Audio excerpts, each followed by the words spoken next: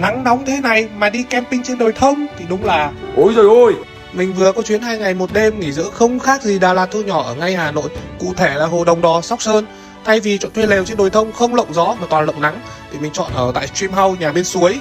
Hôm nay được anh chị chủ thiết kế theo phong cách của Đà Lạt, chỉnh chu đến từng chiếc cây tiểu cảnh nên xinh xắn cực kỳ, rất hợp cho các bạn thích mặc váy hoa lá cành check in luôn. Ở đây buổi tối thì không chỉ mát đâu nha, ngoài trời gió to còn se lạnh nữa. Nhà bên suối mà nên mình cực kỳ không khuyến khích các bạn đi một mình giống mình nha.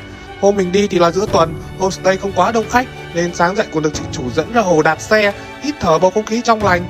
Chị còn nhiệt tình đến mức xuống chèo thuyền cùng mình luôn các bạn ạ, để tiện chụp ảnh cho mình ấy mà. Nên quá là trân quý anh chị chủ ở đây luôn. Cảm ơn Stream House rất nhiều đã cho mình 2 ngày trải nghiệm tuyệt vời, nhất định sẽ quay lại.